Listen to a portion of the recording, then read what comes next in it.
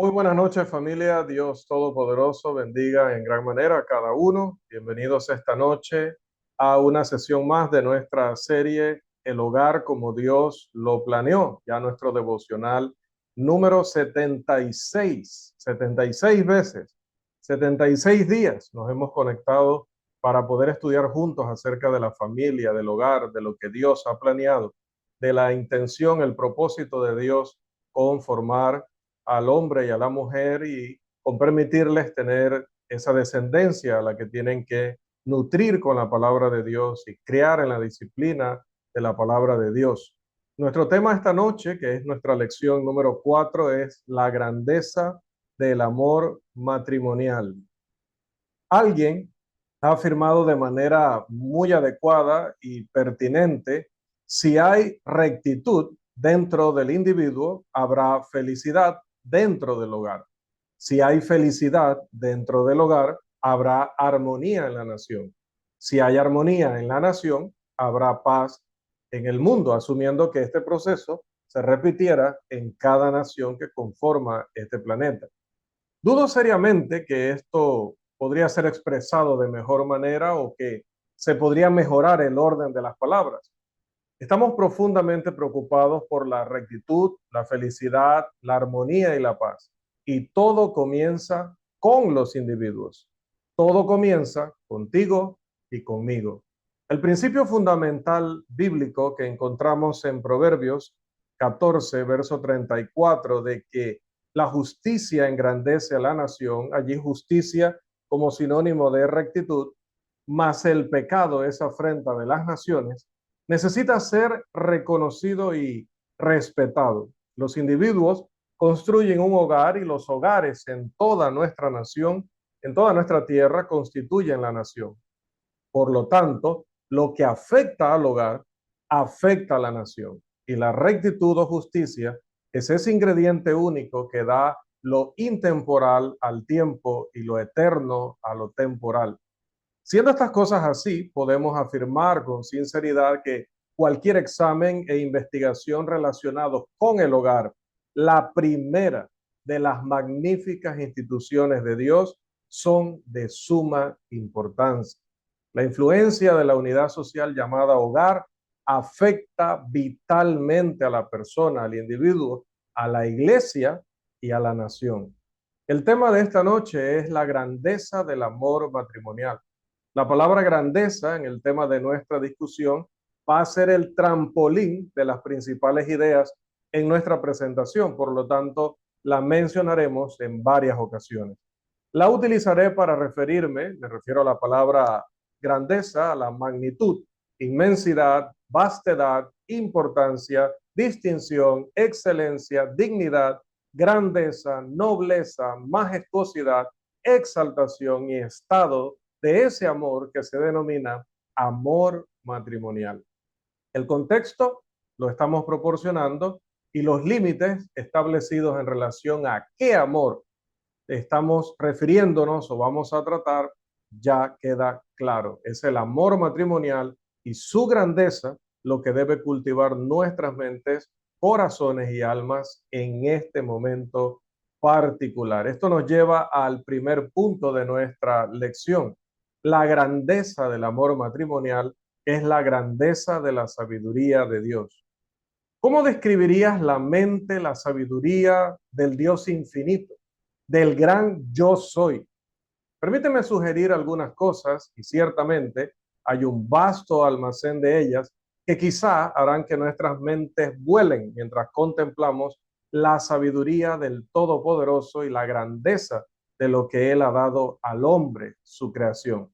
A partir de la revelación de Dios al hombre, las Sagradas Escrituras, volvamos a centrar nuestras mentes en algunas de esas profundas expresiones que leemos, recordando que en el mismo segundo capítulo del primer libro de la Biblia leemos: entonces Jehová Dios hizo caer sueño profundo sobre Adán, y mientras éste dormía, tomó una de sus costillas y cerró la carne en su lugar. Y de la costilla que Jehová Dios tomó del hombre hizo una mujer y la trajo al hombre. Dijo entonces Adán: esto es ahora hueso de mis huesos y carne de mi carne. Esta será llamada varona, porque del varón fue tomada. Por tanto, dejará el hombre a su padre y a su madre, y se unirá a su mujer, y serán una sola carne. Génesis 2, 21 al 24. Bien, del autor divino de esta maravillosa y preciosa unión, es decir, Jehová Dios, leemos en la Biblia lo siguiente. En primer lugar, en Génesis 1:1, en el principio creó Dios los cielos y la tierra. En segundo lugar, entonces dijo Dios, hagamos al hombre a nuestra imagen, conforme a nuestra semejanza, y señoree en los peces del mar, en las aves de los cielos, en las bestias, en toda la tierra y en todo animal que se arrastra sobre la tierra. Y creó Dios al hombre a su imagen. A imagen de Dios lo creó, varón y hembra los creó. Y los bendijo Dios y les dijo, fructificaos y multiplicaos, llenad la tierra y sojuzgadla, y señoread en los peces del mar, en las aves de los cielos y en todas las bestias que se mueven sobre la tierra. Génesis 1:26 al 28. En tercer lugar, y Jehová Dios dijo a la serpiente, por cuanto esto hiciste, maldita serás entre todas las bestias y entre todos los animales del campo. Sobre tu pecho andarás y polvo comerás todos los días de tu vida. Y pondré enemistad entre ti y la mujer, y entre tu simiente y la simiente suya. Esta te herirá en la cabeza y tú le herirás en el calcañar. Génesis 3, 14 y 15. En cuarto lugar, y de aclarar a todos cuál sea la dispensación del misterio escondido desde los siglos en Dios, que creó todas las cosas, para que la multiforme sabiduría de Dios sea ahora dada a conocer por medio de la iglesia a los principados y potestades en los lugares celestiales, conforme al propósito eterno que hizo en Cristo Jesús, nuestro Señor. Efesios 3, 9 al 11. En quinto lugar, oh profundidad de las riquezas de la sabiduría y de la ciencia de Dios, cuán insondables son sus juicios e inescrutables sus caminos. Porque ¿quién entendió la mente del Señor, o quién fue su consejero, o quién le dio a él primero para que le fuera recompensado? Porque de él y por él y para él son todas las cosas. A él sea la gloria por los siglos. Amén. Romanos 11:33 al 36. En sexto lugar, mas por él estáis vosotros en Cristo Jesús, el cual nos ha sido hecho por Dios sabiduría y justificación, santificación y redención. Primera de Corintios 1:30. En séptimo lugar, porque Jehová da la sabiduría y de su boca viene el conocimiento y la inteligencia. Proverbios 2:6.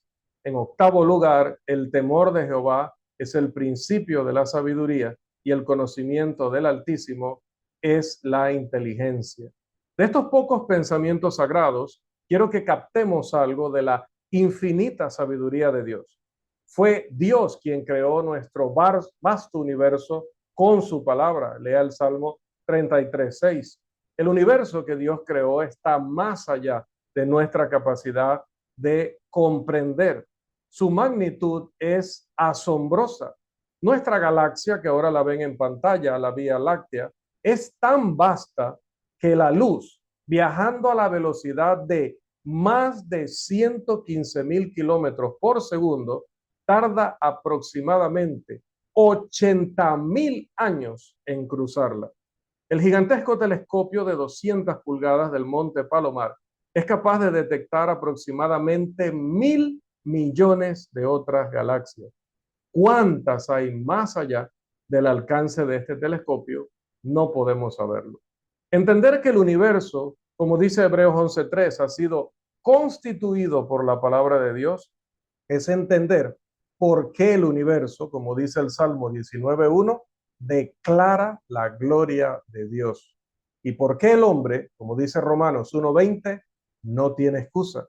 El Dios que hundió los lechos oceánicos y levantó las cordilleras, el Dios que metió su dedo en el caos y trajo orden al mundo y lo pobló con personas, es el Dios que es el autor del amor matrimonial. El Dios que hizo al hombre del polvo, a la mujer de la costilla del hombre, que los colocó en el paraíso de Edén, que los expulsó por causa del pecado y luego prometió a través de la simiente de la mujer la salvación del hombre, es el Dios cuya sabiduría nos dio el amor matrimonial.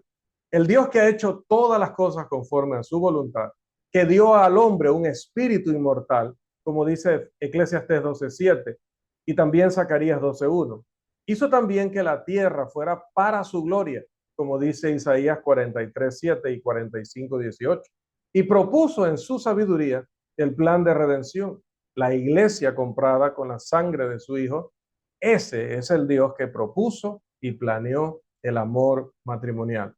El Dios que hizo que su Hijo naciera de una virgen, que fuera sacrificado en la cruz, resucitado de entre los muertos, exaltado a su diestra y que algún día vuelva en las nubes, es el Dios que también dijo allá en Génesis capítulo 2, versículo 18, no es bueno que el hombre esté solo, le haré ayuda idónea para él. Cuando comencé a vislumbrar la sabiduría de Dios en todo esto y en mucho, mucho más, y contemplar que fue ese Dios y su sabiduría quienes honraron su creación con amor matrimonial, comencé a ver y comprender su grandeza. Preferiría, familia y hermanos, debatir a favor del ateísmo o de la evolución, del escepticismo, del universalismo, del modernismo o de cualquier otro ismo, que intentar desacreditar, como algunos están haciendo, la grandeza del amor matrimonial. Como dijo Sir Walter Scott, en este volumen sagrado se encuentra el misterio de los misterios, los más felices de la raza humana, aquellos a quienes Dios ha dado gracia. Lean, teman, esperen, oren, levanten el pestillo, abran el camino. Pero mejor les hubiera sido no haber nacido quienes leen para dudar o leen para despreciar. Esto nos lleva a nuestro segundo y último punto por esta noche. La grandeza del amor matrimonial es la grandeza del plan de Dios para salvar al mundo.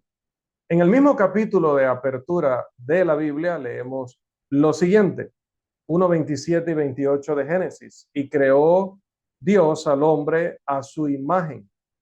A imagen de Dios lo creó. Varón y hembra los creó. Y los bendijo Dios y les dijo, fructificad y multiplicaos. El punto que quiero enfatizar es que la prosperidad viene únicamente de Dios. Note que también la escritura dice en el Salmo 127, verso 1, si Jehová no edificare la casa, en vano trabajan los que la edifican. Si Jehová no guardare la ciudad, en vano vela la guardia. Y en los versos 2 al 5, he aquí herencia de Jehová son los hijos, cosa de estima el fruto del vientre. Como saetas en mano del valiente, así son los hijos, habidos en la juventud. Bienaventurado el hombre que llenó su aljaba de ellos. Puede comparar esta lectura con el Salmo 113, verso 9. Porque la prosperidad no tendrá otro origen que el divino. El hombre nunca podrá esperar prosperar en el verdadero sentido de la prosperidad y el bienestar si Jehová no edifica la casa. Aquí el autor señala uno de los grandes regalos, de hecho la mayor bendición de la prosperidad que Dios derrama sobre su pueblo, y es herencia de Jehová son los hijos. Necesitamos reafirmar que la familia fue planificada por Dios. Contrario a las hipótesis evolutivas y el determinismo histórico, sabemos por revelación que la familia estaba dentro del plan eterno de Dios. Nunca fue una casualidad. Desde la misma creación, Dios tuvo la intención de que un hombre y una mujer se unieran y formaran la organización familiar. Esto fue bueno ante los ojos de Dios, como leemos en Génesis 1:31 y 2:18. La institución familiar no surgió después del pecado.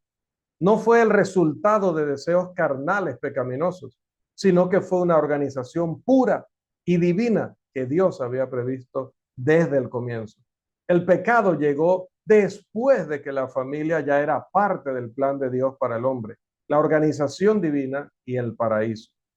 La familia existía antes del pecado y aún después del pecado, Dios bendijo a Adán y a Eva y a su familia, porque recordemos que Eva dijo en Génesis 4:1, por voluntad de Jehová he adquirido varón. Dios había bendecido a su familia, aunque era una familia en pecado, una familia en rebelión, una familia que había olvidado a Dios, había transgredido sus leyes y había sido expulsada del jardín del Edén. Aquí había una familia que ya no podía participar del fruto del árbol de la vida, pero Eva lo reconoció como la reconoció como una familia que había sido bendecida por la ayuda de Jehová. Cuando Dios consideró apropiado hacer planes para la redención del mundo en la escena humana, al dar ese paso adicional desde la eternidad al tiempo, el plan para la gran salvación de todos los que lo recibirían, eligió una familia a través de la cual hacer conocido ese plan. Dios no eligió algún tipo de organización sintética, no ideó una corporación, ni inventó algún tipo de plan salvaje y fantástico, sino que Dios eligió una familia. Solo tenemos que recordar sus palabras a Abraham en Génesis 12, 1 al 3, en 15, 5 y en otros pasajes similares, acerca de la simiente. La promesa de la simiente de Génesis 3:15 vino a través de Abraham y su descendencia. Y la simiente era Cristo, como dice Gálatas 3:16. Mientras pienso en la grandeza del plan de Dios para salvar al mundo, lo pienso ante todo en profecía. Esa primera pequeña chispa de esperanza, Génesis 3:15, fue prometida a Abraham 1800 años después, en Génesis 12, 1 al 3. Pasaron otros 500 años y leo sobre el Silo de la bendición de Jacob en Génesis 49:10. Ese Silo que vendría más adelante. Otros 200 años y otro destello por inspiración de la misma esperanza en Números 24:17. En Deuteronomio 18, 15 al 19, Moisés amplía la imagen del que había de venir y la imagen se hace más brillante en los días de Isaías. Lea, por ejemplo, el capítulo 7, versículo 14, el capítulo 9, versículo 6, sobre todo uno muy conocido por todos nosotros, Isaías 53, 1 al 9. Lea Miqueas 5:2, que señala su lugar de nacimiento, y Jeremías lo presenta como el rey que vendrá en 23, 5 al 6. Y Jacobo citó esa profecía en Hechos capítulo 15, cuando Amós lo mostró como la luz de los gentiles.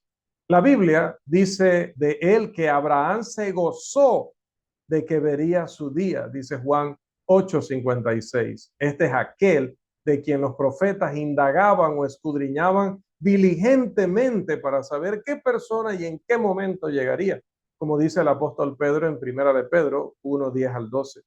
La grandeza del plan de redención se centra en aquel que fue concebido por el Espíritu Santo. Esto coloca a Jesús en una categoría solo, una categoría por sí mismo.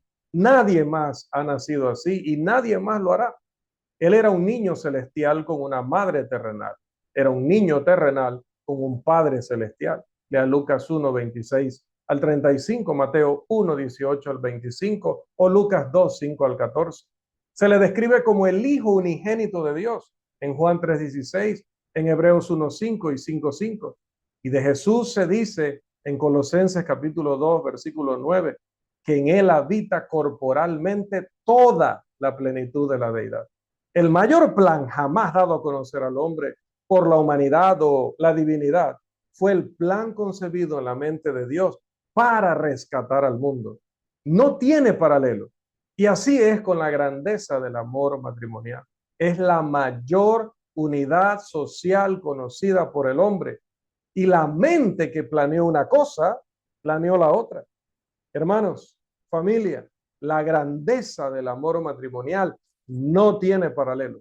Nuestro mundo ha aprendido a fornicar, pero nunca aprenderemos la grandeza del amor hasta que aprendamos los aspectos fundamentales del matrimonio derivado divinamente, tal como lo instituyó Dios, y que ese Dios todopoderoso nos dé la oportunidad de continuar este estudio la próxima semana para nuestra edificación como familia, principalmente en los matrimonios que están presentes esta noche y luego todos aquellos que estarán viendo estos estudios mediante la red social. Que nuestro Dios nos siga bendiciendo. Hasta aquí nuestra primera sesión de la lección número